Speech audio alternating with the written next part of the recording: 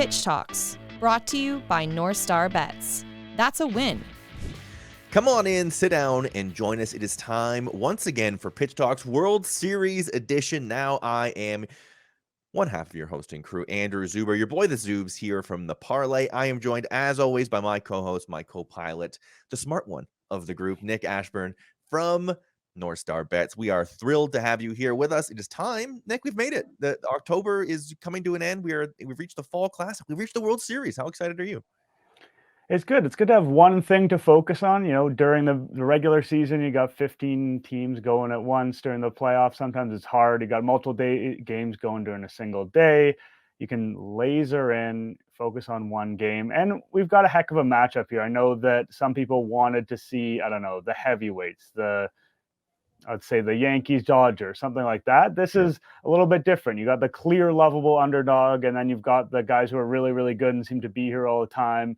That David versus Goliath. It's a cliche, but it's fun to watch. And baseball, honestly, might be the best sport for it. Like if you had this equivalent matchup in the NBA, the team that's the Philadelphia Phillies, that matchup would get absolutely smashed. But in baseball, they've got a fighting chance, and I think it'll be a lot of fun to watch. It is two sides to the coin. There is the cold, calculated approach of the Houston Astros against the, as you said, the underdog, the fun-loving, the home runs, and worry about the rest of it later. Of the Philadelphia Phillies. Before we get into our World Series matchup, a quick goodbye to the two teams that are not joining us after the AL and NLC. A pretty brisk, I will say. We've had a couple of days off here. They've been off since Monday. A pretty brisk ALCS and NLCS. We start the team that we were fading, I want to say, since July. The New York Yankees are not, once again, going to make the World Series. A bit of a, I don't want to say hilarious. Should I say hilarious? A hilarious exit, Nick? Yeah, is that fair to say? Go for it. I will say it then. A hilarious exit to the New York Yankees. Some boo birds. Some words out on Thursday that the players were shocked by how mean the fans. Welcome to New York. How mean the fans were after being dispatched by Houston. We said it all along. We were not going to bet on the New York Yankees, and here we are now, laughing and stroking our beards. Nick, some words on the newly departed 2022 New York Yankees. I mean, this feels potentially, and we'll get to this a little later in the show, it could be an end of an era for the Yankees. You know, Aaron Judge has been so good this season and so attached to this little run of, let's call it regular season success the Yankees have had in recent years. And there was just so much in the series to like. As someone observing from the outside who dislikes the Yankees, which I think people born in, much of North America are just inclined to feel that way. You had the ticket prices dropping down to, I don't know what it ended up at, $28 for game 4. You had the players complaining that Aaron Judge hit the ball really hard, but it wasn't a home run, which was just ludicrous. I mean, that happens in baseball. First of all, everyone's playing in the same ballpark. So the Yankees are, this happens with the Yankees all the time. They benefit from weird things happening in their ballpark all of the time. But to me, just the idea of, he hit a ball really hard and it deserves to be a home run and they opened the roof and that ruined everything. It's like, these are the conditions everyone is playing in. They're the same conditions. And guys, they blast the ball sometimes. It doesn't go for a home run. Guys also, the bases are loaded and they hit a dumb blooper and everyone comes in. Like, this is the nature of the game. And for the Yankees to kind of multiple guys in Aaron Boone, and we'll see if Aaron Boone's still around in the future, but for them to come out and actively complain about that, it just made them seem like losers. I don't know if that's reductive to use that terminology, but that's how it felt. And from the perspective of someone who's always disliked the Yankees since approximately birth, that was fun to watch. Yeah, I think it rocks. Adding in the potential that Aaron Judge is not going to be on this team in the future. We'll get into that, as you said, a little bit later on in our mailbag segment. We'll be taking your Twitter questions later on in the show after we preview the World Series, and then we'll talk about our picks for MVP and how the series will go.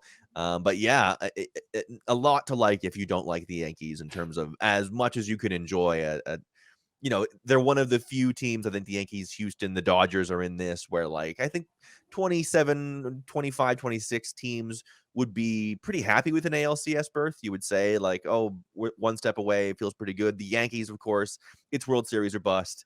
So we get to call them busts. It's just that those are the rules that they made. Those are the rules that we're playing by. Yeah, the Aaron Boone stuff, probably updating the LinkedIn, probably updating the Indeed.com, I would say, is the move there. Some questionable stuff, but I mean, standard playoff questionable stuff. The Nestor Cortez leaving in to give up a home run when he did not look right down the stretch there. A bunch of small things, but it seemed like we given the post-game comments and given sort of the many question marks that came up, maybe the end of the Aaron Boone era, maybe the end of the Aaron Judge era.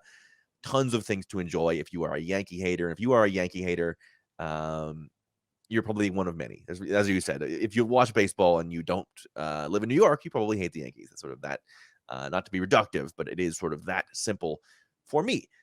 The other side of it, a team a little less fun, of course, to watch lose, a team that is easy to cheer for, a team with a lot of guys that are fun to watch and fun to cheer for. The San Diego Padres will not be making the World Series. They should be back with this core. Juan Soto, of course, in the mix. They did it without Fernando Tatis Jr., but there are some questions about who will be around, who will not be around, particularly in the pitching staff. What did you make of the exit and maybe the season as a whole of the San Diego Padres? I thought the Padres were really impressive. I mean, you mentioned Tatis Jr. He is only one player, but he plays a critical position, and offensively, he's one of the best players in the league when he's on. It's been a while since we've seen him do that, so it's easy for that to fade out of our memories, but he is one of the league's premier stars. They did it without him. They had that aggressive trade deadline, and they got Juan Soto. They were a lot of fun. Like you said, this group is generally speaking around. After 2023, things get a little dicier. A lot of that pitching comes up, like Darvish, Snell, and Hader. Their contracts will all be up at the end of that year. It's tough with them. Like you said, you want to think they will be back, and that's probably true. But they work in this division with the Dodgers, and that is such a dragon for them to slay. It is so unlikely for them to win the division in any given year. And it's not like the Dodgers are totally invulnerable. We saw what the Giants were able to do to them a couple of years ago. But it makes their lives so much harder, and they fight upstream, fairly valiantly, it seems. And I thought it was great they were able to beat the Dodgers in the playoffs.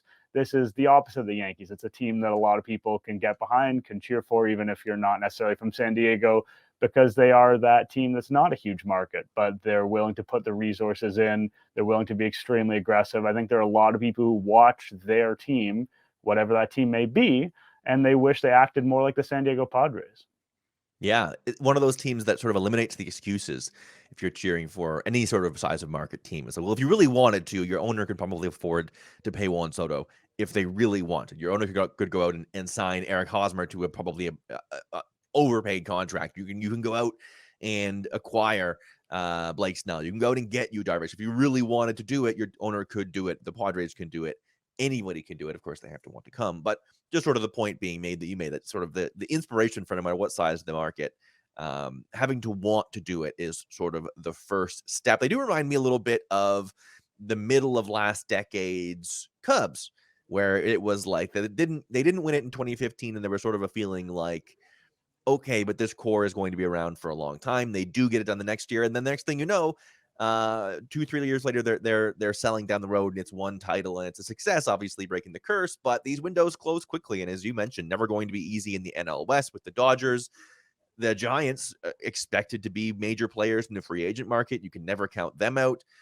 It's not going to be easy to get back to the NLCS, regardless of how much of that is success. It may have felt as the Padres did make it there. That being said, that is enough goodbyes. We talked a little bit last week about what it means for those teams and what there is to learn from them. Let's focus on the teams that did make it. Nick, you have a great point here. I want to toss to you that this playoff matchup, this World Series matchup, mind you, reminds you of a recent history World Series matchup. Yeah, you don't have to go too far in the past. I mean, it helps the Houston Astros are always kicking around here, so the comparisons are easy to make. But it really feels like the 2019 World Series, where you had the Washington Nationals against the Houston Astros.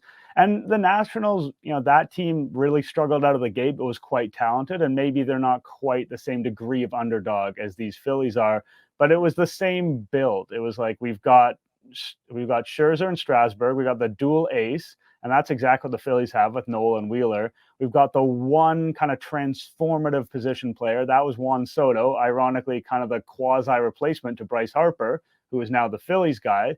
And now, the Phillies have a fairly deep lineup, but there are some guys they're counting on who are more role player type dudes.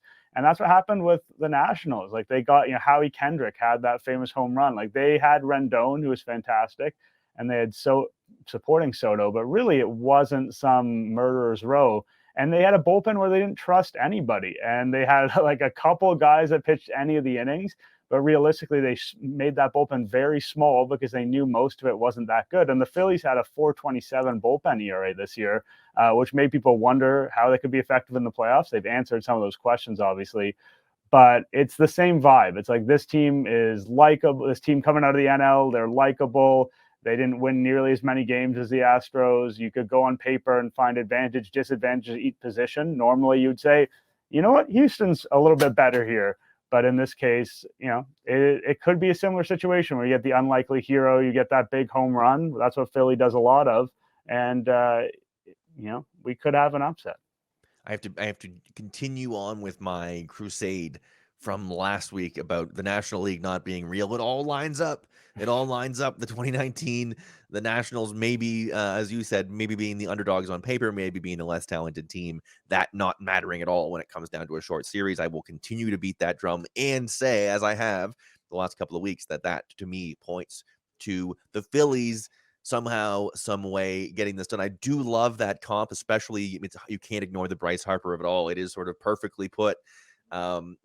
Washington famously winning the World Series the first year after he leaves, and the up and down, not love hate, but the sort of lack of traction out of the gate with Philly. All the big moves, adding Real Muto and adding Castellanos, and then this season adding Kyle Schwarber. It was sort of this, we famously at the press conference that they planned on winning, and now here they are. Finally, they've sort of broken through, and it all has started to click. I do love that little redemption arc, a little mini redemption arc for Bryce Harper, getting his chance to slay that demon in the Houston Astros. That if you are looking for a team to boo and you are out on the Yankees, the Astros will gladly fit that role, sort of the happy villains as we go into it. I think that would be a fun outcome, and I think we're in for a good series. I think we're in for a fun series. I think the styles match up nicely. We'll get into series predictions here in a minute, but first, the World Series and short baseball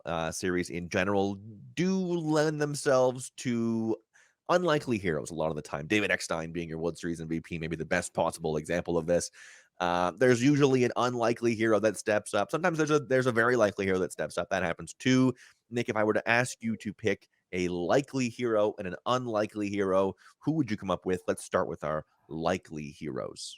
I'm going to go with a guy who's basically played this role before, and that's Kyle Schwarber. It's easy to forget that Kyle Schwarber was very central to that 2016 Cubs team. In fact, he was coming back from injury. People didn't know if he was going to make it. How good was he going to be at the time? And also, at that moment, you didn't have the universal DH, so you're wondering, could he make an impact when they were at home? There was a lot of complications for Schwarber, and he came back, and it looked like he hadn't missed a beat, and he was that huge left-handed bat in that lineup, and was a big part of their World Series victory. He's been around. He's been part of those Cubs runs that after that, which weren't particularly successful. He was pretty good with Boston last year in the playoffs. He's established himself as this weird, he's a leadoff guy, and he also led the NL in home runs. I know that's not as outrageous as it would have been, 20 years ago or something like that, but he is so good at drawing his walks, getting on base, setting the table. Like if he's not giving you that leadoff home run, he's getting on base for you, and that's going to help, Bryce Harper, who we are going to keep talking about in the show, I'm sure, because he's such a central figure in this series. But you get on base for Real Muto and for Harper and pass that baton, and good things can happen for these Phillies lineup. So I think that not only does he have the possibility of giving you that knockout punch, that huge 2-3 run home run in a crucial spot, he's also that guy who maybe more quietly is getting on base to set that up for somebody else. A beautiful pick, and me, Kyle Schwarber is the archetype of type of guy that there's two types of guy I'm always going to fall for. The hefty lefty that slugs is number one on my list, and always the underrated catcher is my second love. But the Kyle Schwarbers of the world will always have a spot in my heart. Ball players over athletes all day long. As for my likely hero, listen, you asked likely hero, likely. It's Bryce Harper. Let's not overthink this. He's been the best hitter in the playoffs so far. He is having already an incredibly great postseason run.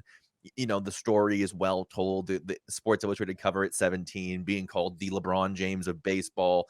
And this playoff run, we've seen the dramatic moments. We saw the go-ahead home run in the 8th inning to clinch the NLCS, the wow, I just did that moment. This has always been sort of his calling card, is that this is the stuff that he is built for, that he's a special player that rises to the occasion in special moments.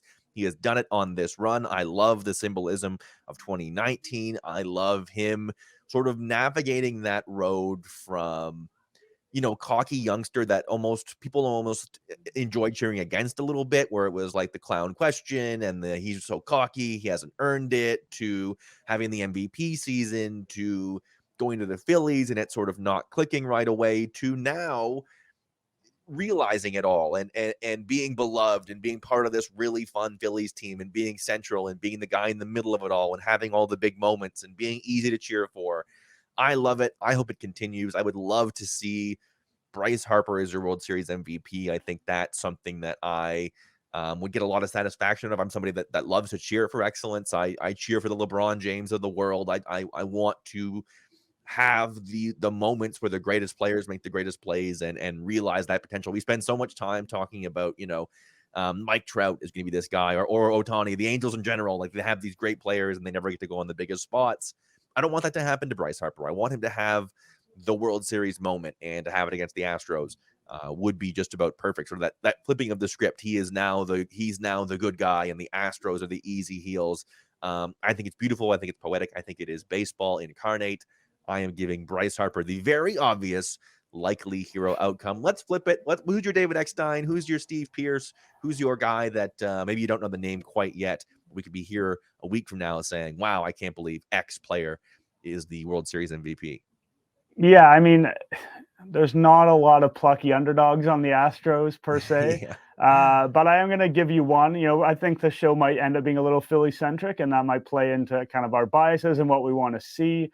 But I think Chas McCormick is a guy who, and it's not like he had a bad season. He's more of just a regular kind of everyday starting center fielder who hits in the bottom of the lineup. It's an archetype we've seen before. His outs above average percentile, I think, was 93 this season. But what really drew me to him, he's a slightly above average hitter this year as well. But what drew me to him was I was looking into the numbers, and he, of any kind of regular hitter in this series, on pitches 96 or more, was the most effective. So he's a guy who hits that top end velocity really, really well. That makes it easy for me to envision a scenario that late in a game, when you absolutely have to have that hit, he's the guy who's, I don't know, slapping a single the other way or even lacing a double. He's not a huge power guy, but when the going gets tough, he's someone who can stay in with those really, really good high leverage relievers and make something happen. And for that reason, he's my unlikely hero, as much as, like I said before, I'd rather it be someone on the Phillies. A great pick. You talk about, there's these rosters you go up and down and the names jump out. I don't think Chas McCormick jumps out to just about anybody other than maybe you. And I love the velocity. I think that's a great point. And it does make a lot of sense with how modern bullpens are used, and that defensive ability cannot be underrated, especially in such a series as this, where so many weird things are likely to happen. My unlikely hero, maybe this is cheap, and you can tell me if it's not actually unlikely. Does Jeremy Pena count as unlikely? It's one of those ones where it's like, to the hardcore baseball fan, I think people know who Jeremy Pena is. To the casual watcher who didn't watch a ton of Astros games, who was just tuning in to the World Series, I don't know that Jeremy Pena, when you look at the rosters, is going to jump out the way Bregman or Alvarez or Harper or even Schwarber, Castellanos, Real Muto. I don't know that Jeremy Pena's name jumps out the same way. You're walking the line. Like, line. He's not a household name for. I think that's probably a fair statement to say. He has been very important in these playoffs. He's a very good player, but I'll give it to you because he's not going to be at the. He hasn't been core part of these Astros that everybody knows and has seen, and he's at just a little tier below the superstars. You're being very generous, and I appreciate that about you, Nick, because I don't have a backup. Listen, he's been great in the postseason. He leads the team in OPS, he leads the team in doubles and home runs. And sort of my key here to calling him unlikely is if you started the beginning of the season and you looked at the Houston Astros, you said they're going to be good, but they lost Correa.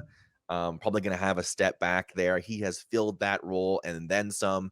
Somebody that, his ascent, his ability to step right into this lineup and act like he's been a part of those runs, even though he hasn't, act like he fits right in, provide that boost, such an important position as well. I think that is really, really valuable and is part of, we talk about sustainable winners. Players like Jeremy Pena are the reason that Houston is back here, as much as it is the Verlanders, as much as it's the Alvarez, as much as it's the Bregmans, the Altuves. Jeremy Pena is sort of the calling card of what this team does so well. Him and maybe Kyle Tucker, sort of those guys that, beginning of the year, you're like, who are these guys? At the end of the year, you're like, oh, he's going to win an award. He might be the most important player in the World Series. So there's 4 great picks: McCormick, Pena, Harper, and Schwarber. We each did one of each. Good for us, because I think, as you said, it's easy to be Philly-centric. They're a lot more fun. It's a lot less fun to say, we're backing Houston because Houston's always here and Houston's going to win and nobody can beat Houston. That being said, let's pause a second before we get into the series predictions and take a look at the mailbag. We opened up things on Twitter and asked for some questions. We got some great ones. We're going to start with one from a gentleman named Sean. He wants to know, which team will Aaron Judge play for next? Lots of options out there. I mean, it's so boring to say the Yankees, so I won't. I'll Good. say the San Francisco Giants.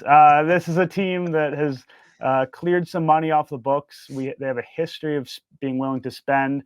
I think they also know that with just how good the Dodgers are and how good the core of the Padres are and how aggressive that team is, they don't quite have the horses right now. Like they were pretty clearly behind these 2 teams. I know they did have that really nice run in 2021, but in terms of raw talent, especially Carlos Rodon probably leaving the squad, they need some star power. And he's someone who is from California. He's someone who, I don't know, maybe is a little bit sick and tired of all the hoopla that goes around with, and again, maybe this is wish casting, but hypothetically, he could be sick of all the stuff that goes on with the Yankees and that team's inability to kind of hit the next level.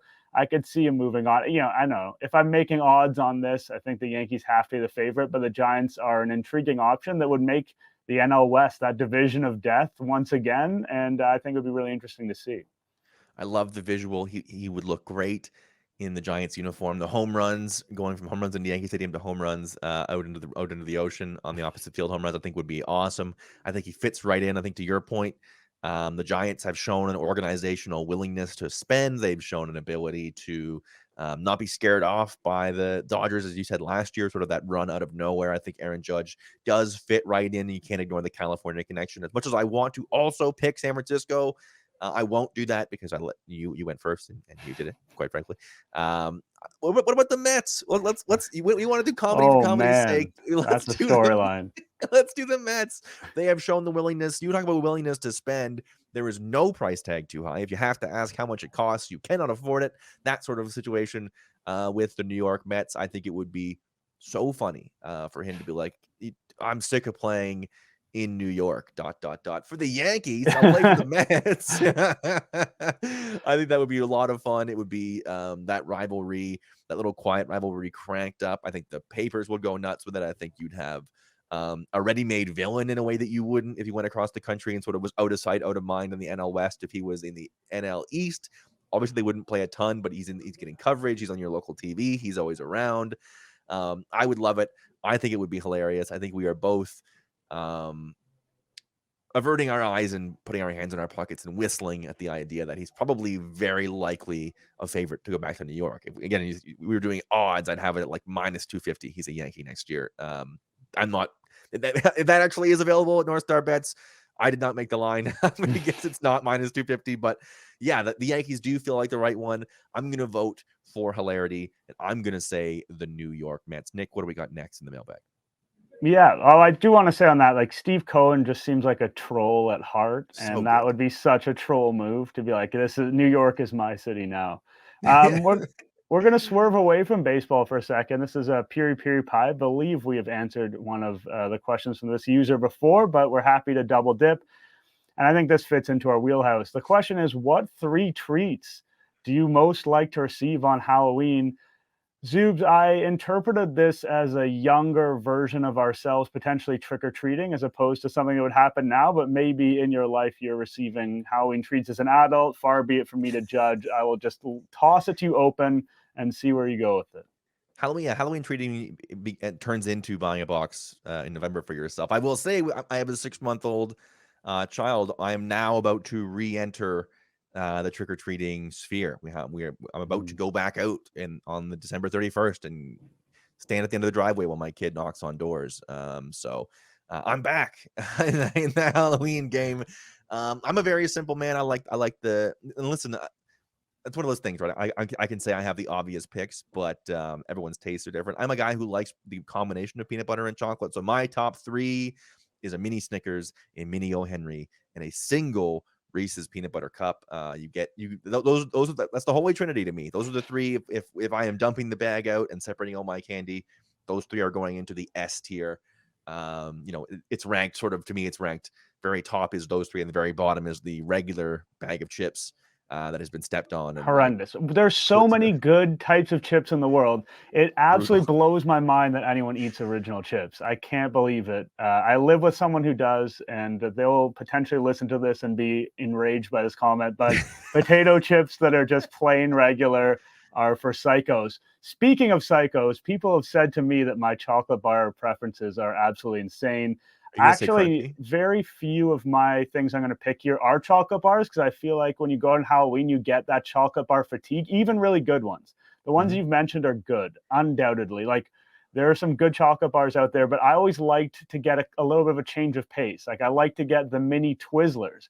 I wouldn't even really go for Twizzlers day in, day out, but in the sea of chocolate, the oasis of Twizzlers was always nice.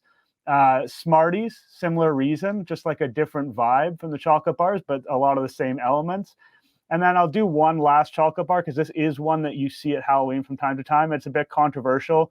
It is the Hershey's Cookies and Cream. Again, just a slightly different feel. I like the texture. I don't know if you'd even characterize that as white chocolate. I've always liked white chocolate. I could see someone seeing all 3 of those and saying that they're garbage. It is very subjective, but those are the first 3 things that jump to mind. The mini blocks of Smarties, are you a pour it into your hand and eat them one at a time, or are you shot glass style? I mean, again, we change as we get older, right? I think as a child, it probably would have just been a shot, but as you get older, you come to appreciate things a little bit more. The value of a single Smartie still holds true. So nowadays, it would be into the hand. They, much like M&Ms, they're not going to melt in there unless it's an extreme circumstance. You have the luxury of taking it slow. Why not enjoy it to the max? Feeling more washed up the more questions we answer. That's where people are going with it. This one comes from Jeff Lawton. That's a ballpark question of purely aesthetics. You're watching games. I don't know if you've been to either one of these parks. What's the better ballpark, Minute Maid or Citizens Bank? I have been to Citizens Bank. I've not been to Minute Maid. I thought that Citizens Bank Park was actually quite underrated. Like, I don't know if it has a individual standout element. It's just very solid across the board. It kind of gives you the things you want in a ballpark. Great concourse. Everything is outside. It's nice. It's a good ballpark. I don't know if it's like you were talking about S tiers before. I don't think it fits into that S tier. But I will put it above Minute Maid, because Minute Maid can be a bit dark at times. We've talked about the dimensions of it being a little bit odd. The train thing they've got going, it feels like a missed opportunity. There should be more happening with the train. So I'm going to go with Citizens Bank, but I don't think this is a World Series that's going to feature amazing ballparks that we're going to love looking at for sort of 3-4 hours at a time. Yeah, to continue sort of the theme of being washed up, I remember 22 years ago when Minute Maid Park opened, and it was sort of this like oddity. Obviously, it had the hill and the pole in the middle, but the train, the Crawford boxes. I remember it being like you tuned in to see the park at the start. It was such a neat place, and you were waiting for the video games to come out for the park to be there. I always thought it was sort of an interesting aesthetic place in a weird space where weird things happen. The Albert Pujols home run that like smashed onto the train tracks, really cool. I do like the little kitschy elements of it. I've also been to Citizens Bank, and I am with you. It is an underrated little park. Little is a stupid thing to call it, but it's an underrated baseball stadium. Even nice skyline in the background. I love it. You mentioned it, and I thought I would be the clever one to mention it. I love that concourse in center field, Ashbourne Alley. I think when I think of ballparks that I've been to, that's the one thing that I would love to see replicated. I think Pittsburgh does a pretty good job of it as well. If you're not going to have bleachers back there, having a cool place to just walk around, rides and concessions and elevated bullpens, you can just sort of be walking around and boom, there's the bullpen. I really did enjoy the experience of being in Citizens Bank Park. I can't rate that for Minute Maid. But I will say, in terms of sort of a standard baseball park, Citizens Bank is one that I think if that was where your home team played, you'd be happy to go there on any occasion. So I'm going to give it up for the bank. Nick, what do we have to close us out in the mailbag? Yeah, we're going into uncharted waters here. This question is from Los Bomberos Appreciator, which is Ted Cruz dumb enough to show up for a game in a stadium filled with Philadelphia sports fans? This is a great question because I did think that the Yankees fans' treatment of Ted Cruz was particularly satisfying to me. I don't know if we have to dive super deep into what Ted Cruz is about. I think if you know, you know. But the idea of kind of the most infamously vicious and mean-spirited fans in sports getting a crack at Mr. Cruz is something that I'm interested in seeing. I don't know about you. Yeah, I hope he shows up. I'd love to see the shaky cell phone footage of it. Because listen, it's also not easy to go to Yankee Stadium and survive that barrage. But I think you need like a helmet if you're going to go to Philly. I expect him to not go, but I would appreciate footage if you are there, were he to show up. I'd love to hear if we have listeners in Philly and you see Ted Cruz there, please get the cameras out. Want to see what's going on.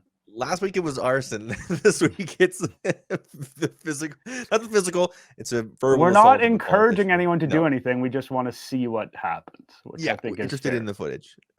Intellectual curiosity. Oh boy! Speaking of curiosity, Nick, it is time to talk about the World Series itself. You are, on there, NorthStar Bets, giving your insights, giving your prognostications, giving some great lines. You've obviously studied this probably up and down, left and right over the last couple of days. How are you feeling before I get into my pure vibes? Looking at it and sort of studying it, what's your instinct about what's about to happen here over the next 4 to 7 games? Well, I did write a World Series preview, which went out on Tuesday. And when I was advising people, like, sort of what is the best bet to make on the World Series, which is just another way of saying, like, what do I think is going to happen? I like the idea of betting on the Astros to win in 6 and to win in 7.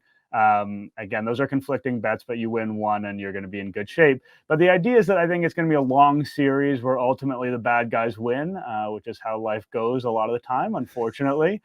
They just have an edge across the board. We talked about the Wheeler-Nola 1-2, but if you look at Verlander and Framber Valdez, like, arguably they were even more productive this year, and that's kind of the edge that Philly has. You could say they have the hotter lineup. That's a fair thing. But Houston's lineup is probably at least as talented. There's a pretty big bullpen disparity. These series in recent years, they have tended to go 6-7 games. We have not seen a lot of short World Series lately. My thinking, this is kind of the unscientific way to look at it. I imagine that Nola and Wheeler both go 500 and they lose the other game. So that would be Astros in 6. I'll call it that. That's a very simple way to look at it. It's more likely that one of them wins 2, the other loses 2, or something else like that happens. But that's just how I'm putting it together from the outset. So I'd say Astros in 6 is my off-the-cuff guess. I think that makes a ton of sense. I think it makes the most sense to go even further, which of course is why I am picking Phillies in 7. That it making sense has nothing to do with this anymore. Where we series after series after series, the Philadelphia Phillies thrive in the chaos. They are creatures of chaos. They are a team that you can just not make a mistake to. I know that also, it's not like, Houston's lineup, you can just sort of laissez-faire through it. Also very tough, but that Phillies lineup, you cannot make mistakes. You cannot lose your focus for a second. I think they just have those impact, as you mentioned, like they have Kyle Schwarber hitting leadoff. That's bananas. That's a guy that most teams in the league would have hitting 4th or 3rd. They have him hitting leadoff because they have the horses behind him. I like JT Realmuto in a series like this. I think he's probably the best catcher in baseball. I love the Harper dynamic. And I like, you mentioned the Nola Wheeler allows you to, as much as you said, Framber and Justin Verlander, others I may negate that. In the modern game, sometimes those 2 starters is really all you need. If they win 3 of their 4 starts, then you only need 1 other win from somebody else, and that can be a knockdown, drag out. You get 6 pitchers involved on both sides, and it goes to the 10th, and it just ends up being a war of attrition. And there's a special moment that somebody rises to the occasion. I think that has been the recipe for the Phillies. And along with those big hitters, they also have the Gene Seguras, the guys who know how to make great contact and make things happen and run the bases. I think they've had that special magic sprinkled on them somewhere along the lines, and they sort of accepted who they are. And they are fun and unpredictable and chaotic. And I think that's going to play out. I think it's going to be, as you said, a long series, a dramatic series. I think we're going to have some crazy games, some late nights, some special moments, some games that both teams are very high and very low within the span of an hour and a half, sort of trading blows, trading big hits, trading big strikeouts. I'm really excited, if this is the way it goes, to watch the Philadelphia Phillies bullpen try to close out a World Series in a Game 7. Just the idea of it is hilarious. Like, there could not be a less safe bet on earth than, okay, we're going to turn it over to Brad Hand here in Game 7 to close this out. And that's so good. I'm really looking forward to it. Pins and needles. I'll take Phillies in 7. You take Houston in 6.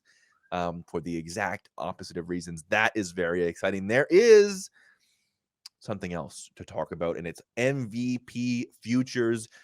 A great place, also the best place to get your lines for who will be the World Series MVP is NorthStar Bets. Nick mentioned on Tuesday his World Series preview went up. You can find all of the futures and the markets on every single game over there at northstarbets.ca. We're going to take a look at our favorite picks for World Series MVP right now on the Run Line. All right, Nick, your analytical mind mixed with sort of your prognosticative powers. We're going to take a look at some lines available on northstarbets.ca for who the World Series MVP is. Again, we will caution this could be anybody. It could be Gene Segura. It could be Brad Hand. It could be Kyle Tucker. You name it. It could be anybody in any one of these lineups. There is no real way to know. The World Series is famously where anybody can step up and be the hero. That being said, Nick, who do you have your sights zeroed in on as the potential hero of the Fall Classic? I don't think it can be Brad Hand. I'm just going to put that out there. If anyone's thinking of betting on Brad Hand, please, I'm advising you not to do that. When you're making this bet, you really are betting on a team, right? So we just gave our predictions. So my bet is going to be Astros-centric. I think the Astros, unfortunately, are going to come away with this. And a guy I like on that team is Justin Verlander, plus 1,000. The thing I like about Verlander is that he is kind of a media darling in the context of these Astros, who are generally unlikable. He's someone who has this Hall of Fame resume that people are probably inclined to pad. He's just come back from injury at such an old age, been incredibly effective. Some of the other guys on the team, if it's close, like the Altuves and the Bregmans, are associated a little bit still with that 2017 sign stealing. He's someone people feel good about voting for, which is a big part of this, as much as it potentially shouldn't be. And he'll have to get a couple starts in to do it, so it'll have to be a longer series. But I think that it probably will be. He'll get 2 starts in, and if he, puts up 13, 14 innings and they're strong innings, strikes out more than a hitter per frame, then he's really in the mix for this. And plus 1,000 is pretty good for a guy who's high up on the team that you would have to expect to win, whatever your heart tells you. Yes, and the World Series also, you see the Bumgarner thing where he has 2 great starts and then they need him for, relief in Game 7, or he has to come in and pitch and get some serious outs. I think that is a nice pick, an interesting pick. And I do like the media part of it. After all, we talked about this with Rookie of the Year and with our MVP voting and the Cy Young voting. It is a media award after all, so you do have to factor that in, I think, a little bit in your picks. And that being said, I have my sights on the favorite overall. It's Bryce Harper at plus 650. Talked a little bit in the likely hero section about why I like Bryce Harper in this series. I think if you're talking about the Phillies winning, Bryce Harper is really important to their success. You've seen it throughout the playoffs. He's been the guy driving the bus. He's been the guy hitting the big home runs. He's been the guy having the big at-bats. I think if the Phillies are going to win, Bryce Harper is going to be a huge piece of it. And it just makes a lot of sense to me. I like Bryce Harper at plus 650. Again, as you mentioned, if it's between him and somebody else, the media bent, it makes sense to tilt it towards Bryce Harper. I think the story is perfect. The prince that we were promised finally reaching the summit, finally reaching the mountaintop, finally becoming World Series MVP. Another thing to add to his resume. If you're looking for a dart throw a little bit further down the list, why not Rhys Hoskins at plus 1,800? He's hit a bunch of home runs. He had a 2-home run game earlier in this playoffs. As a guy that reaps the benefits of how good this lineup can be, of how many guys ahead of him can get on base. I think he's a guy that has potential to sort of come up, and maybe it's only 3 big swings, but they end up being the biggest swings of the series. If you're looking for a long shot, I like Rhys Hoskins at plus 1,800. All that being said, there's no real way to know. That's the beauty of the World Series. It gets started on Friday. Very exciting. I cannot wait. We've waited all season to get here. Nick, any parting shots before we say goodbye and get ready for the World Series? I'll give you a parting bet, because my parting shot last time was in quasi endorsement of arson. I don't want to go there again. I like Zach Wheeler at plus 2,000. If the Phillies are going to be the winners, he's a guy who could do the same thing Verlander does, but on the other side. Only 13 base runners allowed in 25.1 playoff innings thus far. He's been their dude, and if he wins 2 games for them, relief outing, like you said, he is absolutely in play. Great pick. I love the pitcher. I love the pitcher lines. We've seen it. They become more and more important as the nature of the game changes. I think that's something that there's a lot of good options on that. And that being said, that brings it to a close for us. If you have a World Series MVP pick, or you want to make a wager on any game, any part of any game, player props, the spread, the lines, the over-unders, whatever you like to bet on, NorthStar Bets has you covered. You get Nick's insights. His World Series preview went up on Tuesday. NorthStarBets.ca for Nick Ashbourne. I am Andrew Zuber from the Parleh. Thanking you so much for joining us this week on Pitch Talks. Leave us a review, subscribe, rate, thumbs up, 5 stars, review, whatever it is that your podcast catcher does. Do that for us. We really appreciate it. We will talk to you next time when we're reviewing the World Series championship, probably right here on the Pitch Talks podcast. Pitch Talks, brought to you by NorthStar Bets. That's a win.